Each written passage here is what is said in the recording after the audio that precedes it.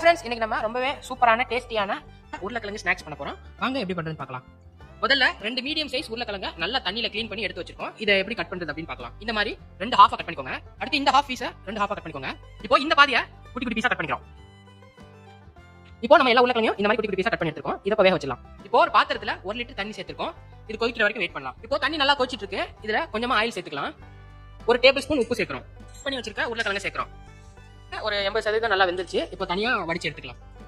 3 table spoon சோள மாவு சேர்க்கிறோம். 3 டேபிள் ஸ்பூன் மைதா மாவு சேர்க்கிறோம். 150 ml தண்ணி சேர்த்து ஒரு விஸ்க் வச்சு நல்லா மிக்ஸ் பண்ண போறோம். இந்த மாதிரி கன்சிஸ்டன்சி வர மாதிரி நல்லா மிக்ஸ் பண்ணிக்கோங்க. இதுக்கு மேல 3 பல் பூண்டை வந்து நல்லா இடிச்சு இதுல சேர்க்கிறோம். இடிச்சு வச்சிருக்க மிளகு 1 டேபிள் ஸ்பூன் சேர்க்கிறோம். கொத்தமல்லி இலையை வந்து நல்லா குட்டி குட்டியா ஃபைனா சாப் பண்ணிருக்கோம். அதை சேர்க்கிறோம். நல்லா விஸ்க் வச்சு நல்லா பீட் பண்ண போறோம்.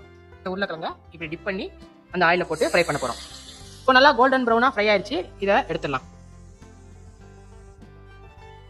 ரொம்பவே டேஸ்டியான ஈஸியான பொட்டேட்டோ வெஜ்ஜஸ் தயாராயிடுச்சு. கண்டிப்பா ட்ரை பண்ணி பாருங்க.